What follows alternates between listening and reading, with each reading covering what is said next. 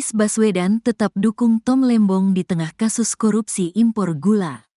Ex-calon presiden, Capres, nomor urut 1, Anies Baswedan menanggapi terkait penetapan mantan tim suksesnya di Timnas Amin, Tom Lembong sebagai tersangka kasus dugaan korupsi importasi gula.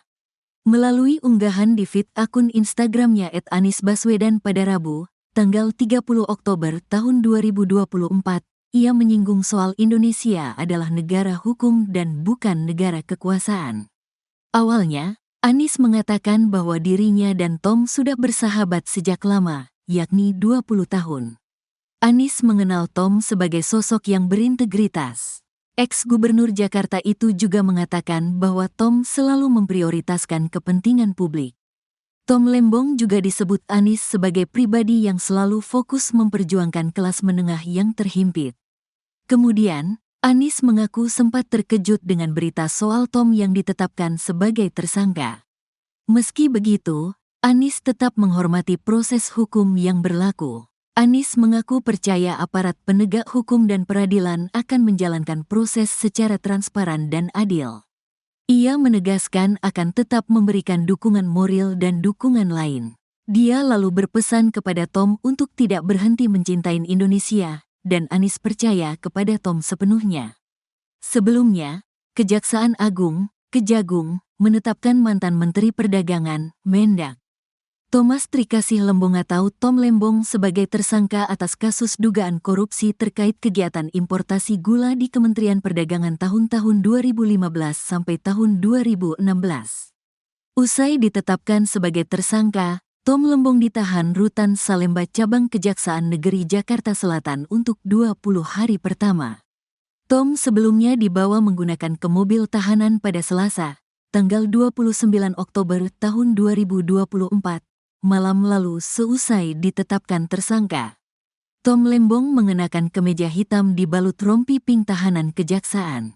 Seraya awak media mengerubungi Tom Lembong untuk meminta penjelasan atas perkara korupsi yang membelitnya. Tom Lembong nampak tersenyum, kemudian ia hanya berkata menyerahkan semua ke Tuhan Yang Maha Kuasa. Serahkan saja kepada Tuhan, ucap Tom Lembong usai jadi tersangka korupsi impor gula. Menteri Perdagangan, Mendak, tahun-tahun 2015 sampai tahun 2016, Thomas Trikasih Lembong atau Tom Lembong ditetapkan menjadi tersangka korupsi impor gula oleh Kejaksaan Agung, Kejagung, pada Selasa, tanggal 29 Oktober tahun 2024. Berdasarkan pantauan tribunnews.com, sekitar pukul 21 waktu Indonesia Barat, Tom Lembong tampak keluar dari gedung Kejagung dengan mengenakan rompi pink dan diborgol. Ketika sejumlah wartawan bertanya kepadanya, Tom Lembong hanya menjawab singkat sembari menebar senyuman. Serahkan saja semua kepada Tuhan Yang Maha Kuasa, katanya singkat kepada wartawan. Setelah itu, mantan co-kapten tim pemenangan Anies Baswedan dan Muhaimin Iskandar, atau Cak Imin, Timnas Amin, di Pilpres 2024 itu langsung memasuki mobil berwarna hitam yang telah menunggunya. Setelah ditetapkan menjadi tersangka, Tom Lembong pun ditahan di Rutan Salemba Cabang Kejaksaan Negeri, Kejari, Jakarta Selatan selama 20 hari ke depan. Sebelumnya, Direktur Penyidikan, Dirdik, Jampitsus Kejagung, Abdul Qohar menuturkan duduk perkara penetapan tersangka Tom Lembong berawal ketika pada tahun 2015, Indonesia dinyatakan surplus gula sehingga tidak perlu dilakukan impor. Namun, Qohar mengatakan Tom Lembong yang saat itu menjabat sebagai Mendak justru tetap mengizinkan adanya impor gula ke PT AP.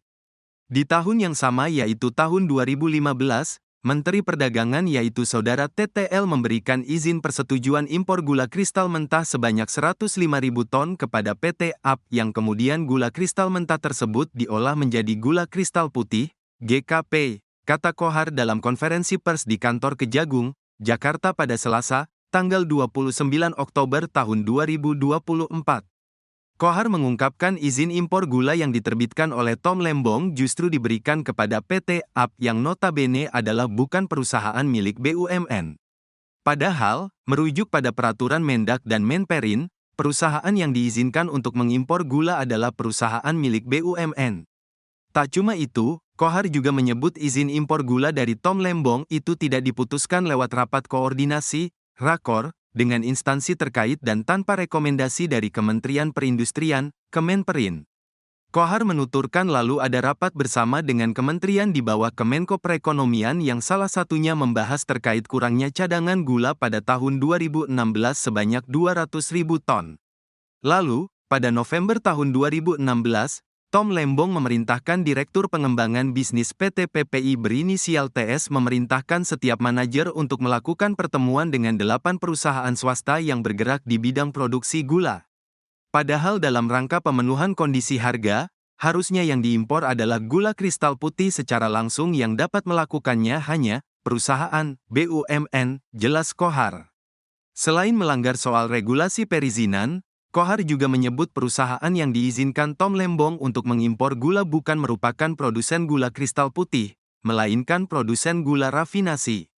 Setelah ke-8 perusahaan tersebut mengimpor dan mengelola, kemudian PT PPI seolah-olah membeli gula tersebut, padahal senyatanya gula tersebut dijual oleh perusahaan swasta ke pasaran atau ke masyarakat melalui distributor yang terafiliasi dengannya dengan harga Rp16.000 per kilogram, yaitu harganya lebih tinggi dari HET yaitu Rp13.000 dan tidak dilakukan operasi pasar, jelas Kohar.